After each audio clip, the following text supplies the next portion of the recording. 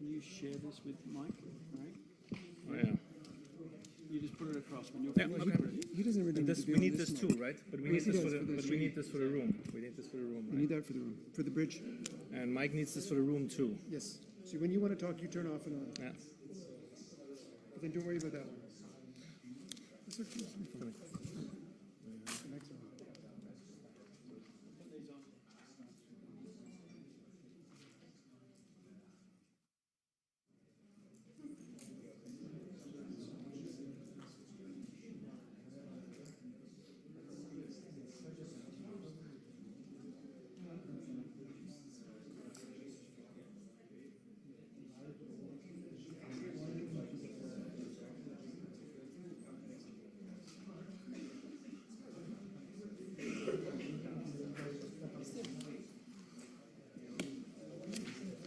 Das ist vielleicht die Möglichkeit.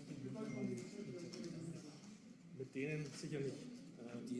Mit denen, nee, ich mache schon 2 oder 3 sogar. Ja, genau. Also dann muss man jetzt hart, aber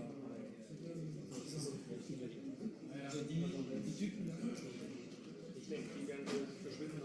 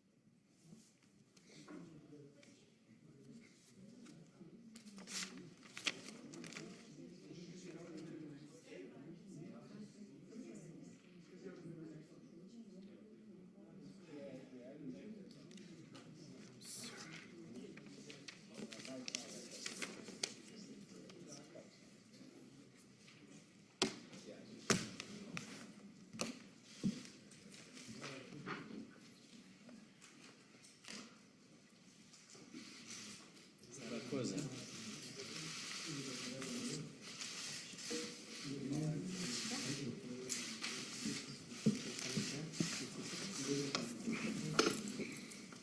Okay, sorry, can we take this away or you want to? No, it's fine. It's not in anyone's way. Not yet.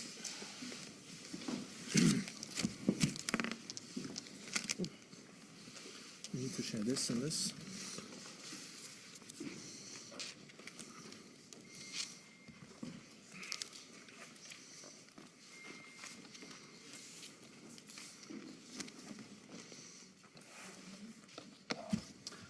All right, thank you very much, everybody, for standing by until this moment to hear the outcome of the Emergency Committee on the 2019 novel coronavirus meeting. Very glad to have here with me on the podium Professor Didier Houssin, who is the chair of the Emergency Committee. Welcome. Dr. Tedros Adhanom Ghebreyesus, WHO Director General, Dr. Mike Ryan, Executive Director for Health Emergencies at WHO, Dr. Mira van Kerkhove, Acting Head for Emerging Diseases and Zoonosis. Welcome to all of you. For those online, please dial 01 on your keypad for questions. We will start with Director General Dr. Tedros to give a short announcement. Then we'll hand over to Professor Hussin. Afterwards, we'll have time at this point for a very limited amount of questions. We'll take 2 from the room and 2 from the phones.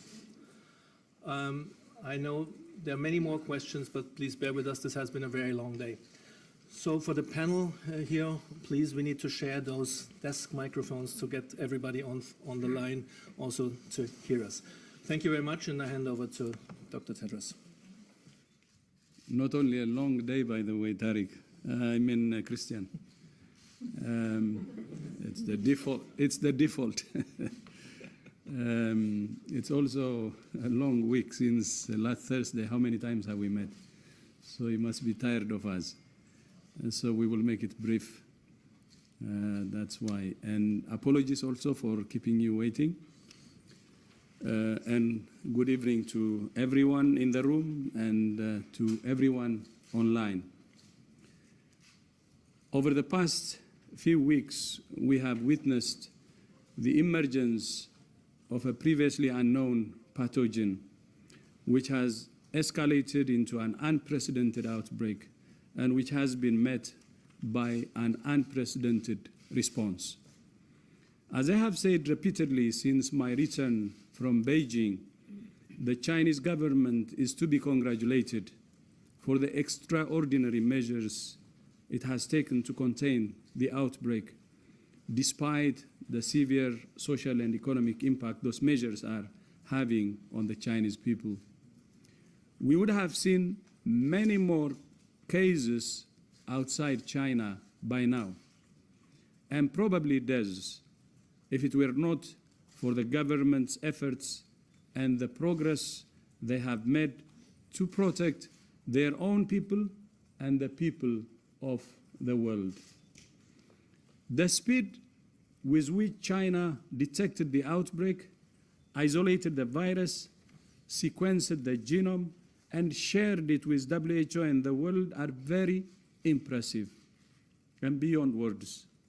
So is China's commitment to transparency and to supporting other countries. In many ways, China is actually setting a new standard for outbreak response, and it's not an exaggeration.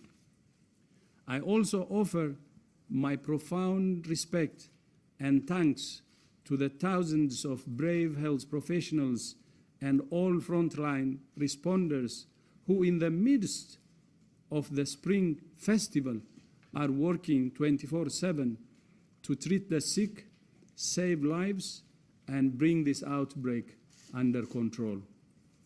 Thanks to their efforts, the number of cases in the rest of the world so far has remained relatively small. There are now 98 cases in 18 countries outside China, including 8 cases of human-to-human transmission in 4 countries: Germany, Japan, Vietnam, and the United States of America. So far, we have not seen any deaths outside China, for which we must all be grateful. Although these numbers are still relatively small compared to the numbers of cases in China, we must all act together now to limit further spread. The vast majority of cases outside China have a travel history to Wuhan or contact with someone with a travel history to Wuhan. We don't know what sort of damage this virus could do if it were to spread in a country with a weaker health system.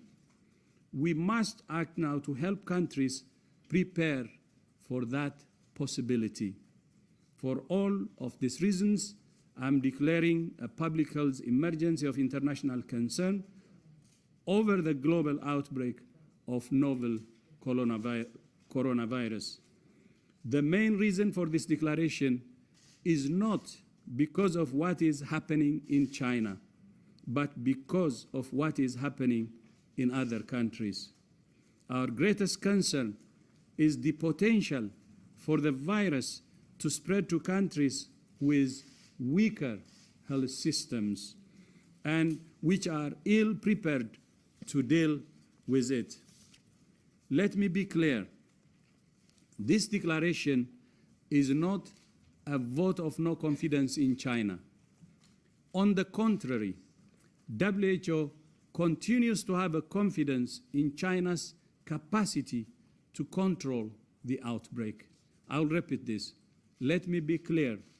This declaration is not a vote of no confidence in China. On the contrary, WHO continues to have confidence in China's capacity to control the outbreak. As you know, I was in China just a few days ago, where I met with President Xi Jinping.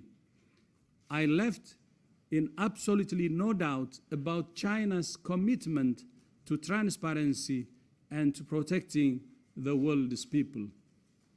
To the people of China and to all of those around the world who have been affected by this outbreak, we want you to know that the world stands with you.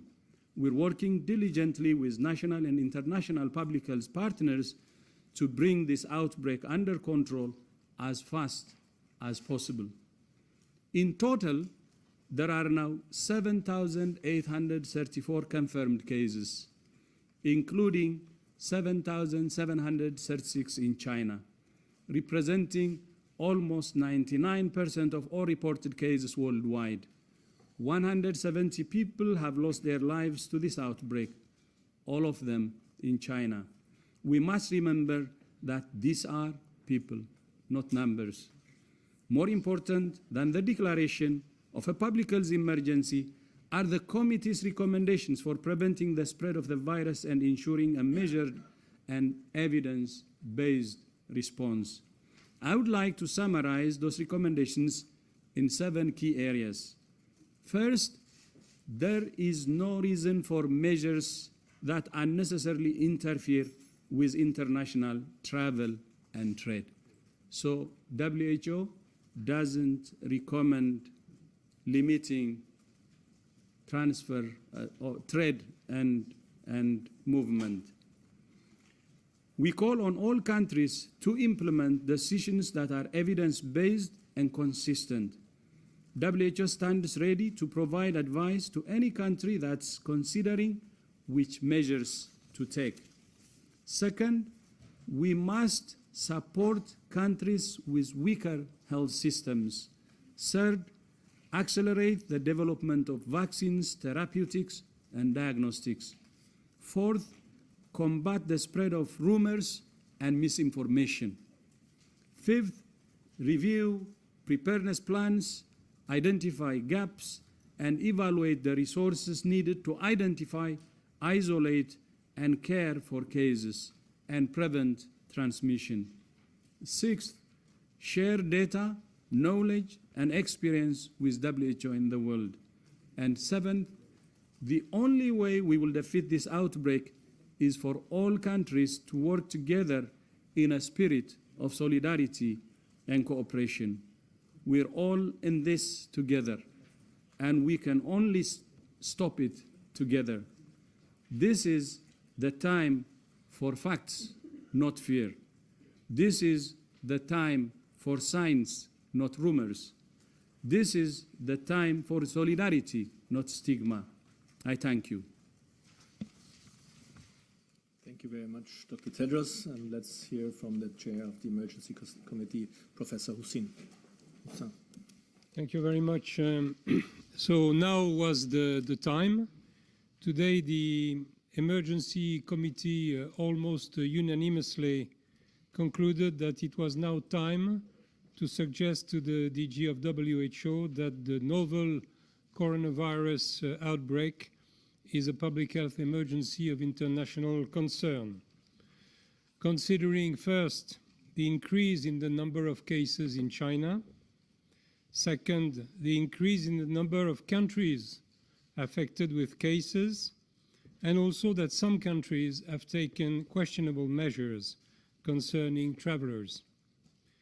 Thanks to the IHR, our main international health treaty, declaring a public health emergency of international concern is likely to facilitate WHO leadership role for public health measures, holding countries to account concerning additional measures they may take regarding travel, trade, quarantine, or screening, research efforts, global coordination and anticipation of economic impacts, support to vulnerable states.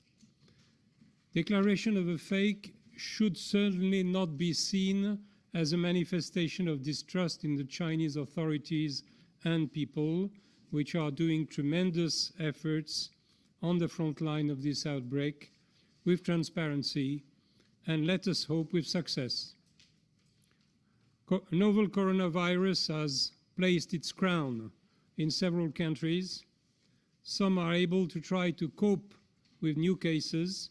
For some others, it will be more difficult, and declaration of a public health emergency of international concern should open ways to facilitate this task. The DG just declared a novel coronavirus event as a public health emergency of international concern. For this purpose, the Emergency Committee has formulated advices that could become temporary recommendations concerning WHO, China, and affected or non-affected countries, and this will be detailed in the statement about public health measures, travel, research, international cooperation, and coordination. Thank you. Thank you very much, Professor Hussain. Now we're opening the floor here in the room for 2 questions, and then we will go online. So then I'll take the first here from the Chinese colleague. Please introduce yourself. It's Yang with Xinhua News Agency. I got 2 questions for Director General. First one, to your knowledge, what are the most extreme measures that some other countries may execute against China after the release of the decision? And how will WHO respond to these drastic measures? And secondly, as many countries are stepping up to work on the vaccine, so what kind of role can WHO play in coordinating international efforts to work and develop the vaccine? And is there a specific timeline for the development of the vaccine? Thank you. Thank you. As I said it earlier, we should have actually expressed our respect and gratitude to China for what it's doing. It has already done incredible things to limit the transmission of the virus to other countries. And where respect is due, then you don't punish. Meaning, if anyone is thinking about taking measures, it's going to be wrong. And WHO doesn't recommend and actually opposes any restrictions for travel and trade or other measures against China. On the vaccine, we have already started, and we have invited relevant partners, and there is progress, and we will inform you as soon as we have detailed information. Thank you. And I'll take a second question from the room. Associated Press, please.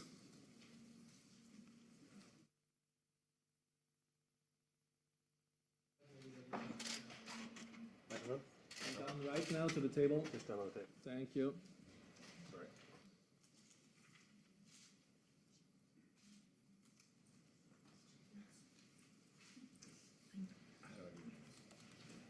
Can you hear me? Hi, this is Jamie from Associated Press. Dr. Tedros, thank you very much. Two quick questions. One is, I'm not quite sure about the travel recommendations. It sounds like you and Dr. Hussain are saying different things. The WHO is not recommending a travel recommendation, but that countries themselves should be allowed to. So how does that all fit together? Because as you know, there are a lot of countries that are already reacting. And then the second question just has to do with your visit to Xi Jinping. And I just want to make sure that we understand when the last time that a DG like you flew to a country to meet with the head of state during an evolving outbreak to request more detailed data and permission. Why was that necessary? And if China was responding efficiently and transparency, if China was responding transparently and efficiency, why was that necessary? Thank you. Thank you very much, Jamie, Dr. Tedros, and possibly also Professor Hussain, but maybe you want to first start with Dr. Tedros. Yeah, I would be happy to give the travel. We don't recommend travel or trade restrictions as WHO. And what I said and what Professor Usa said are actually the same. But I would be glad if Professor also can comment on that. And on my trip to China, I have done it to other countries too before. So, you know, going to the field, visiting countries, you know, having first-hand information is very important. And that's why I had to visit to see for myself what's happening. And I came back so impressed. I have never seen in my life this kind of mobilization. And maybe you're following the one hospital which was being built in 10 days, big hospital, but that's not the only thing. You know the measures they're taking, which I believe will reverse the tide. And going there and witnessing that is very important. Witnessing how the leadership is leading the response is very important. And the other impressive part is it's the president himself who is leading this effort. And when we arrived, the day we arrived, the prime minister was actually in Wuhan. And all the ministers are involved, relevant ministers. This is impressive. And witnessing that kind of leadership and interacting with those leaders who are leading an outbreak personally can get me a real experience for me too, and actually a learning experience. And because of that, I actually recommended to other countries globally to have that kind of political commitment and leadership at the highest level possible. And when that happens, I know things happen on the ground too. So I think visiting China was a very important one, which is not a new one. Of course, I did it many times to other countries where there was outbreaks and so on. This one was special because I was able to learn many things from what China is doing. And I'm very confident by what they're doing. I have seen the capacity, and I believe that they will control this outbreak as soon as possible. They have all the capacity that needs. But not only what they're doing is protecting their people, but I know from the figures also, you know that it's protecting the rest of the world. Outside China, we only have 98 cases and no deaths. If strong measures were not taken in China, this would not have happened. And that's why I also said we have to appreciate what China is doing. And this declaration is not actually because China is not doing what it can. It's actually doing more than China is required to do. This is to protect especially countries with weaker health system, and to prepare for that. And for your information, during my discussion with the President and other officials, they're willing to support countries with weaker health systems with whatever is possible. I think that is why I said in my speech earlier, in many ways, China is actually setting a new standard for outbreak response. Thank you. Thank you very much, Dr. Tedros, and looking at Professor Hussin for comments on travel and trade recommendations. What does it mean, a travel restriction? It means, for example, visa refusal, border closure, a quarantine of travelers who are in good condition. These travel restrictions, under the declaration of a public health emergency of international concern, this declaration will provide to WHO the possibility to question such measures, which already have been taken by some countries. Why did you take this decision? What is the science supporting this decision? Could you reconsider this decision? And we suggested to WHO that WHO should inform the world about transparency concerning these measures, which should not constitute an example to follow, but a decision to reconsider. Thank you very much, Professor Hussin. With this, we'll turn towards our journalist colleagues on the line. By the way, we have more than 150 online right now. I'm looking at Radio France for the first question, and then we will go to Science, Kai Kupferschmidt. So Radio France, please, first. Oui, bonjour, Jérémy Lange pour Radio France. Une question peut-être pour le docteur Hussin.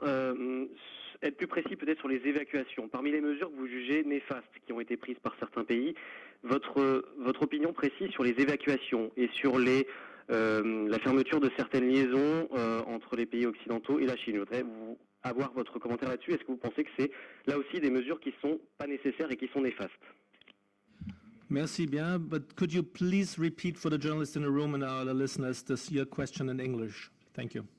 Oh, of course. The question was about the evacuation that was taken from certain countries, among them France. Do you consider that it is an unnecessary measure, and also the fact that some countries, again France, like you have no direct flights now from Air France from Paris to China. Do you consider those measures unnecessary too? Thank you. Well, the evacuations from the citizens of some countries who are presently in the Hubei province, they are measures that some countries are able to take because they have the capacity to do it, logistically speaking. They also are the proof of some confidence in the capacity they have then to avoid contamination from these persons once they have returned in their national state. So this is why it is a measure that some countries are able to take, but clearly not all countries can do that. It's probably a situation which is a little bit exceptional. This is the only thing I can say about that. Thank you very much. I hope this answers your question. With this, we turn to Science Magazine. Kai Kupferschmidt, please. Thanks. This is probably for Tedros. So I'm curious. I mean, we've seen this in the Ebola outbreak in West Africa as well. That countries, take these unilateral decisions to close borders or refuse visa and things like that. Other than questioning them, about the evidence base for this, are you doing anything, in the background to actually change this, or specifically also, British Airways or Air France flights? Is there anything that you can actually do as WHO to change this? Dr. Tedros, please. I think we will do everything so people can do the right things. With the flights, we may not be able to convince them because some of the airlines actually said that they're not flying. It's not because of the virus, because they don't have enough passengers. And that could be a reason, and it will be very difficult if that's the case. Otherwise, we engage, and through this declaration, by the way, through the recommendations, we expect that they will follow that, but at the same time, we will continue to engage. Thank you. Thank you very much, gentlemen and ladies on the panel. With this, we reached the end of our press briefing. Everybody, thank you very much to all the many listeners online and to the large crowd here in the room. I thank the panel. Thank you all very much. For everybody, we will be sending the audio files very shortly after this, together with the statement and the intervention by Dr. Tedros, and sometime later maybe also video clips, and for the transcript we will most likely only send in the course of tomorrow. Thank you all very much. Have a good evening.